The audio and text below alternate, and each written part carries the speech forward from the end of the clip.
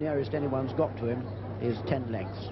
He's only been beaten once in his life by poor Belldale Flutter, who's now in a sick-room loose box at Newmarket. Sunday Bills, Golden Brigadier, King's General, Shergar and Crew have all finished at least 10 lengths behind this favourite. We know he stays a mile and a half. We know he goes round left-hand bends. His jockey is young, but in my view, a brilliantly promising boy. So it's no surprise that number 18, Shergar, is a red-hot favourite. And there is a very possible danger, the mount of Lester Piggott. The answer to the perennial annual question, what does Lester ride?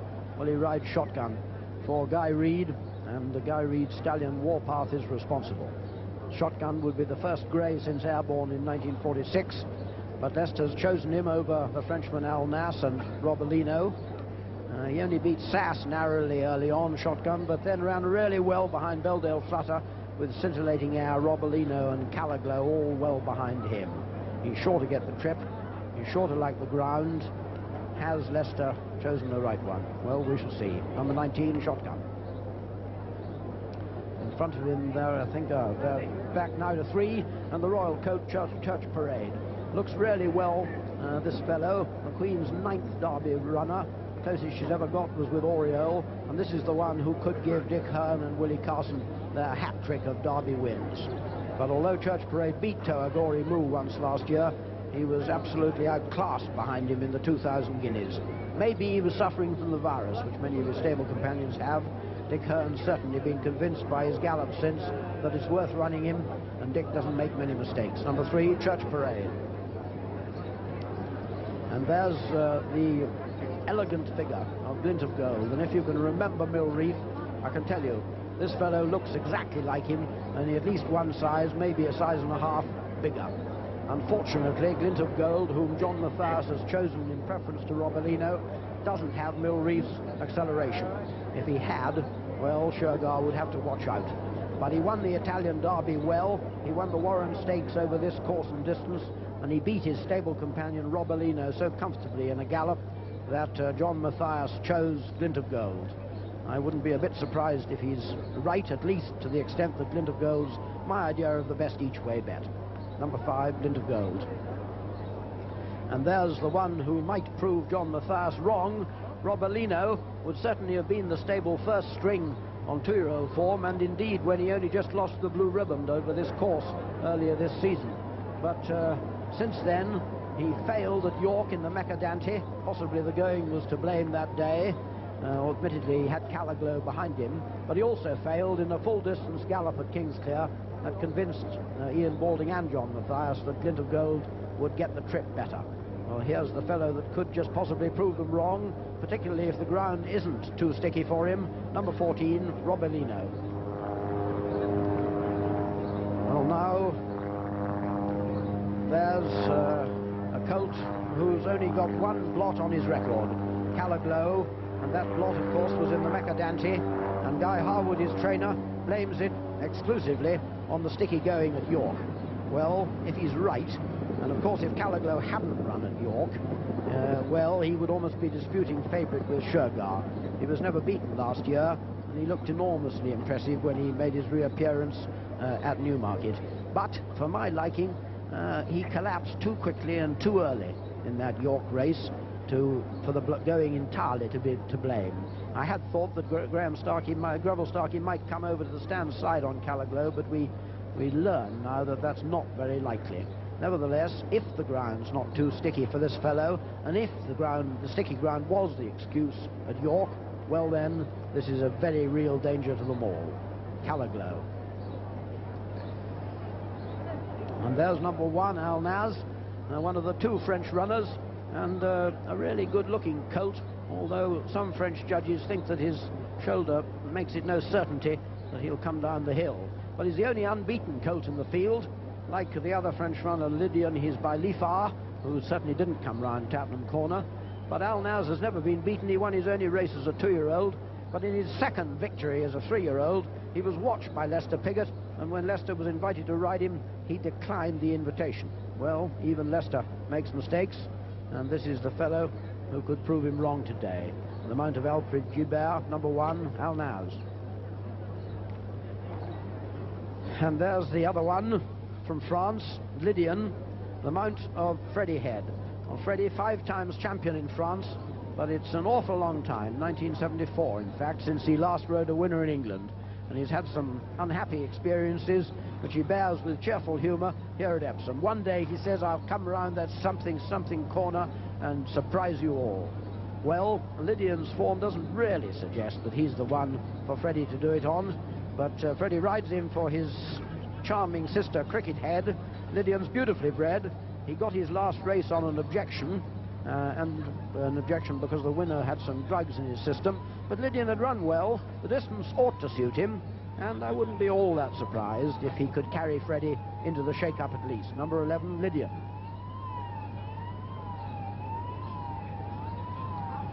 Now then, a fine big horse, Riboretto, and one who's certain to get the trip.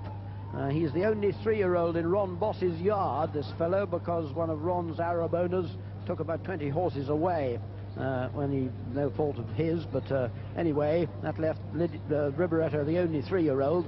But Ron is full of confidence that Riboretto will be thereabouts, and he got the trip extremely well in the Lingfield trial, made nearly all the running, so you'd expect him to be up there today, and stayed on very strongly to beat Sheer Grit.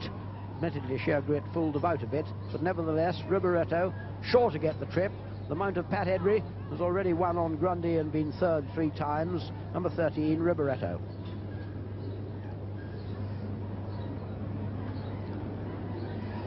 Kind of hush, a bit of a problem this one.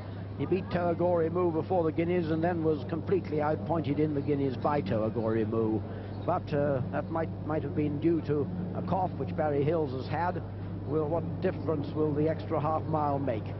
This is the mount of Steve Cawthon, and his trainer Barry Hills is at least confident that he'll run well and confident that he'll get the trip. We can only guess. Number 8, Kind of Hush.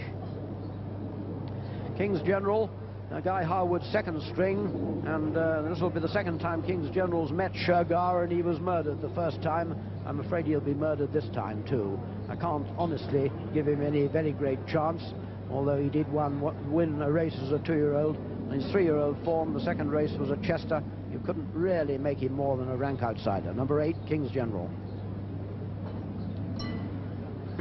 And there's a number 6, Golden Brigadier. Brigadier Gerard still looking for his first Derby winner, but I'm afraid this one of Clive Britton's 2 runners isn't really likely to give him one.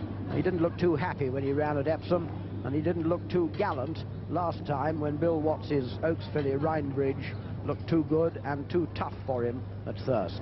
Number 6, the mount of Paul Bradwell, who incidentally led up the first winner. Trainer Clive Britton had the very good idea of giving Paul something to do to take his mind off his first ride in the Derby. The best of luck to him. Number 6, Golden Brigadier. And there you see the Queen talking to Willie Carson, and by the look of the gesture of her elegant white glove, showing him how to come round Tatham Corner. That's Dick Hearn in the top hat. Number 10, Krug. This is a tough colt, and one which everybody would love to see win, because his luckless trainer Michael Jarvis ought now to be just about to saddle Belldale Flutter with a real winning chance. Of course, Belldale Flutter, poor fellow, is in a sick room, but Krug will certainly get the trip.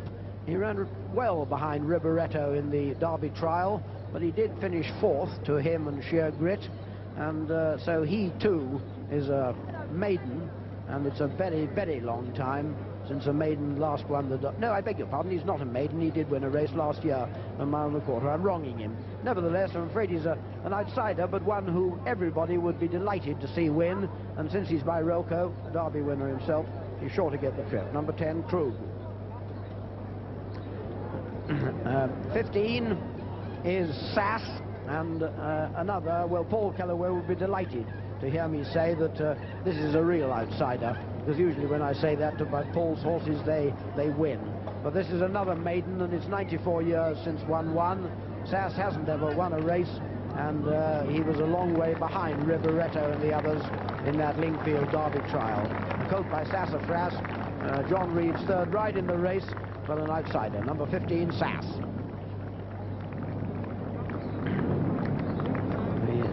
clapping there. The Scintillating Air, number 16. Well, Bruce Hobbs, who trained Scintillating Air incredibly, has never won an English Classic. But although this is an outsider, it is a pretty good outsider, I'd say, because in that controversial Mercadante Stakes, he was third behind Belledale Flutter and Shotgun, and not far behind them, well in front of Robolino, Kalaglow, and incidentally Centurious. That's Jeff Baxter getting a leg up on Scintillating Air, and although he's by Sparkler, who you wouldn't think was a staying sire, Sparkler has got an Oaks winner, so Scintillating Air will probably get the trip. 16, Scintillating Air. And there's Shergar, who, as I've told you, was second in that Lingfield Derby trial, and has the distinction of having finished closer to Shergar than anybody else, because he was third in the race Shergar was beaten in when Belledale Flutter won it. Shergar wasn't too far behind Shergar. This season, on the other hand, although he messed about a bit in that race at Lingfield, I'd expect Joe Mercer to have him up with the leaders today instead of holding him up as he was at Lingfield.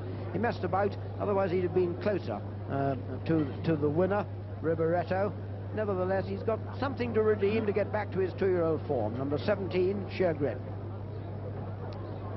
And there, number 20, is Silver Season, Clive Britton's second runner, and certainly the more likely of the two, I would say, to get in the shake-up, although he's only won over a mile so far, and his pedigree by Martin Mass out of a mare by Skymaster makes it no certainty whatever that he's likely to get further, or get much further anyway, and he's got to get another half mile. He's often up with the leaders. It wouldn't be any surprise to see him making the running, but the more of the running he makes, the less likely he is to get the trip. Number 20, Silver Season. There's Sunley Bills, 21, another outsider. He was a pretty fair 2-year-old, in fact. He won the Hyperion Stakes and the Houghton at Newmarket, but he's been well beaten in both his races this season. One of those who was a mile behind Shergar in the Chester Vase, and then was well behind Kind of Hush, the day Kind of Hush beat Toagori Moo. Mind you, that was pretty fair form. The sire, Patch, belonged to Mr. Vidadini and was second in the French Derby, but you'd need a pretty optimistic crystal ball, I think, to say that Sunley Bills is likely to go one better in the English version. And there's the real outsider of them all, Waverley Hall, who's only ever had one race for Rod Simpson, and was unplaced. In fact, he finished 12th in that. But Rod and the sporting owner, Mr. George Zandona, are determined to have a nice day out here at the Derby, and Rod says that Waverley Hall won't get in anybody's way. I should think he may be among the favourites to finish last, but who knows? You could be wrong. Maybe he'll improve on his previous form. There he is then, Bryn Crossley, having his first mount ever. In fact, he's never even been to a Derby before, having his first mount on number 22, Waverley Hall. And there's the Queen and the senior Epsom steward, Mr. Tom Blackwell, walking back towards the paddock, past an admiring crowd along the rails. She's not exactly on the course, but well, on where they pull up, or rather they pull up over to the left beyond her.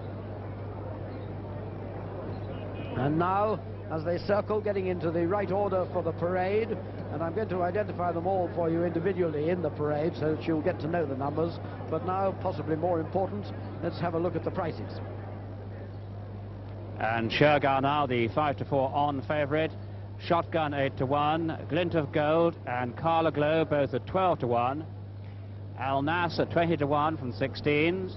Church Parade 22-1 from 20s. Riberetto 25-1 from 20s.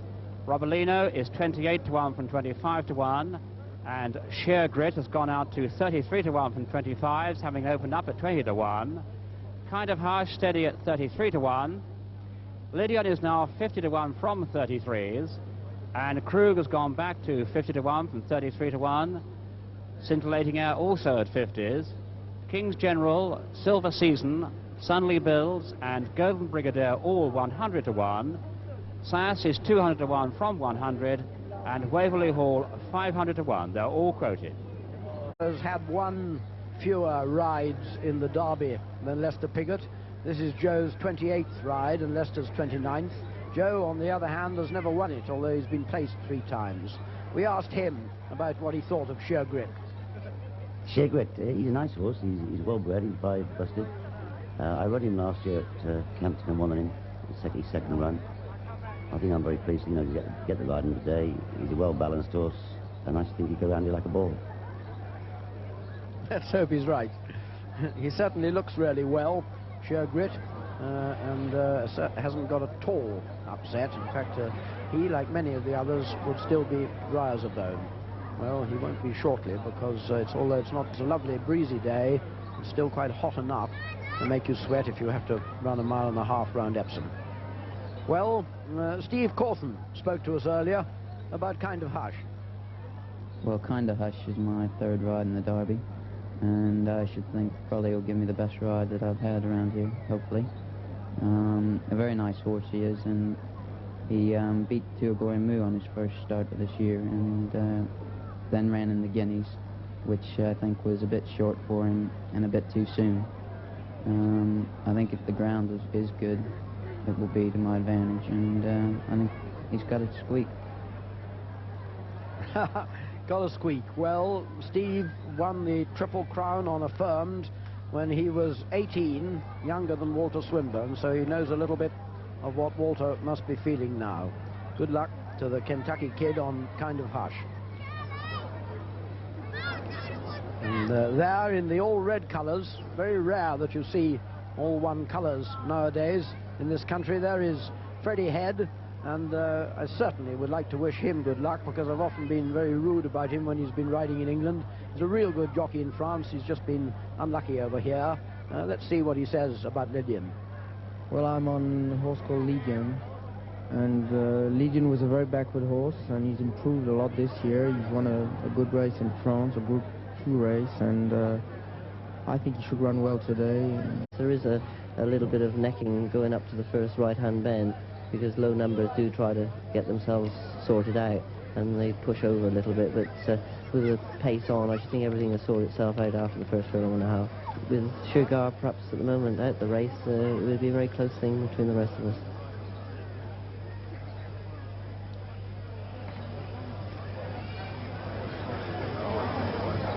Shergar, you see, now is just odds on, 10 to 11, 11 to 10 on, so he's not quite as short a price favourite as Survival was, who was 5 to 4 on favourite when he won. Well, I don't believe that change will stop Shergar. The very best of luck to Walter Swinburne and to the favourite, and indeed to all of them. And with 4 left to go in, hand over to Graham Good, who is also having his first derby. And there you can see Lydian proving just a little bit of a handful down at the start. Lydian, Freddie Head in the all red colours. And El Nas, the other French horse, just going in. Shotgun now 15 to 2 from 8 to 1. The one wheeling round in the pale colours is Golden Brigadier. There's the favourite Shergar going in. Krug on the far side of him, the one nearest to us, is Sunday Builds, then Kind of Hush. Lester Piggott you can see already in, standing up on the running rail, looking round to see just how many more there are to go in, and he sees that El Nas is proving one a bit of a handful. Then just behind El Nas, Golden Brigadier with the striped sleeves. That one has to go in amongst the back markers. Silver Season, that one's just going in, but Lydian is the one that's causing the problem down at the start. El Nas just on the far side of him. These are the two runners that are holding up the start for the 202nd Derby. Golden Brigadier has gone in. This is Lydian just going in. El Nas you can spot just to the right of the picture. He's to go in. And then the runners will be installed. Lydian you can see backing out again. This French horse, ridden by Freddie Head, bred by Robert Sangster, is proving just a bit of a handful. You see his tail is swishing round here. The other French runner, El Nas, just going out to the left, but this is Lydian, this is Freddie Head, and this is the one that's causing the problem down at the start. Lydian. Freddie Head had one or two anxious rides here in earlier derbies, and he is the one that's holding the delay at the start. You can see all the other 18 quality colts in the stalls, and fortunately nobody is misbehaving at this stage. The only one we're waiting for is Lydian. El Nas now on the far side in. Right on the very far side, you can spot the noseband of Robolino on the extreme left of the picture. Lester Piggott looking round anxiously. Jeff Baxter, I can see, looking round anxiously on Scintillating Air. Rigoretto is in. Shergar, very, very calm indeed. Shergar in his stall, stall number 6. Lydian just going in now, being offered up. And we heard this call there. 1 to go, and it's Lydian. He is hanging out the back, and this is the one that's causing the problem down at the start. You saw that he had the blindfold on. That proved to be absolutely useless. You can see all the stall handlers trying to get him in, and he's not going in at all. Depends how much you heard him say. Take him away. Looks as if they're going to go without him. They're under orders and they're off. Lydian is a non-runner. Waverley Hall was slowly away and on the inside. It suddenly builds, and in fact it's Rigoretto that goes on. Rigoretto in the lead from suddenly builds in second place, and just in behind these on the outside comes Silver Season. Then comes El Nas, and behind El Nas is Shergar racing prominently. The back marker is Waverley Hall. Robolino is also towards the rear. And as they settle down, running through the first 2 furlongs, it suddenly builds on the outside of Rigoretto. Then Shergar going well in the left of the picture. Then just in behind that one is Waverley Hall. That's the back marker. That's the one that's already making some way adrift. They continue their stiff uphill climb, and it's Rigoretto in the lead from Silver Season in second. Then Sunday Builds is third, and Shergar is 4. Then Al Nas is 5, and Church Parade 6, and Shotgun going sweetly in 7th place just in behind them.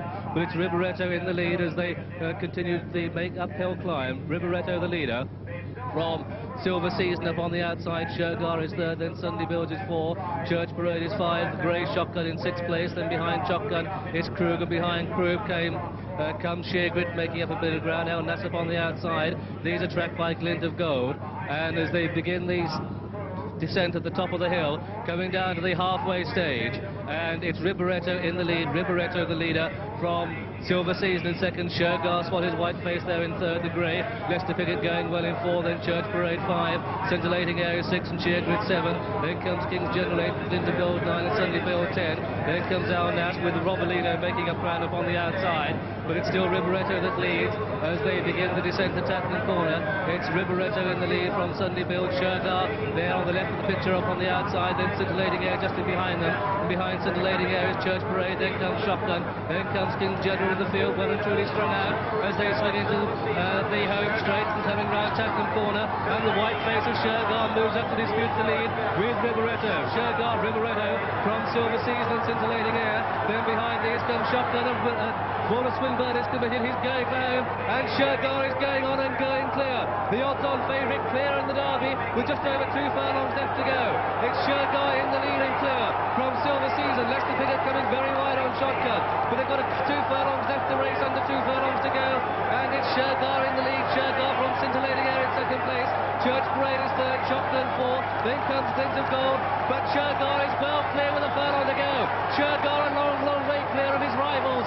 Shergar in the lead and clear. Walter Swinburne riding him out, going for home ahead of Glint of Gold is second, Scintillating Air is third, Shotgun is 4, but coming up to the line, Shergar is going to win it at the line. Shergar is the winner, very easy winner. Glint of Gold second, Scintillating Air third, Shotgun 4, Church Parade 5, then Sheargrit 6, and Scintillating, and then behind that one came Robolino, and the last horses include Golden Brigadier, Kind of Hush, El Nas, and the last horse to pass the post is in fact Waverley Hall. And so the outcome of this, the 202nd Derby, is a win for number 18 Shergar, owned by His Highness the Aga Khan, trained at Newmarket by Michael Stout, who's 4th runner in the race, ridden by Walter Swinburne, the 19-year-old jockey, and bred by the Aga Khan. Second was number 5, Glint of Gold, owned by Mr. Paul Menon, trained at Kingsclear by Ian Balding and ridden by John Matthias and trained by Paul Menon. The third horse home, number 16, Scintillating Air, and the 4th horse home, number 19, Shotgun, owned by Mr. Guy Reed, trained at Middleham by Chris Thornton and ridden by Lester Piggott. Lester Piggott finishes 4th, but there's our winner. There's Shergar, and a brilliant ride by young Walter Swinburne, the ice-cool rider of Shergar. Sir Ivor was the last odds-on favourite to win this race, and Sir Ivor won it in 1968 when ridden by Lester Piggott. But there you can see Shergar the authority with which this horse won, and there, Walter Swinburne being congratulated by the jockey on the third horse home, Scintillating Air. That's the third horse home, and the jockey Jeff Baxter there just shaking hands with the jockey that finished second. That was John Mathias on Glint of Gold. Well, John, that race was won with authority and command. John, your opinions? It's been the most marvellously predictable derby that I've ever seen, because from the moment Walter took his position third at the top of the hill, you could always easily imagine what was going to happen, because it's exactly what's happened in his other two races this season. What was it like He out there? sat just Well, I was just a passenger on a very good horse. You were always cantering. Yes. Was it easier than you thought it would be? Well, as you can see, we're now trotting. He's saying he's just a passenger. Here's Michael Stout in front. Michael, many, many congratulations. Thank you very well much. done. Thank you very What much. was it like from the stand? Well, a great thrill. Great thrill. You were very, very cool, but were you upset before the race, butterflies, things like that? No, we kept nice and cool, and he was always in a lovely position and one didn't have too many worries. How good is he, Michael? Very good. Very good. Longest distance winner for a very long time. Yeah. Yes. He said he was going so easy all the way. Okay? And here we're passing Shotgun, the second favourite, the Yorkshire horse. And there's a great crowd of people, as you can see. Number 18, the winner. And we're waiting for His Highness the Aga Khan to come out. 19 years of age. And there's a great big smile on his face.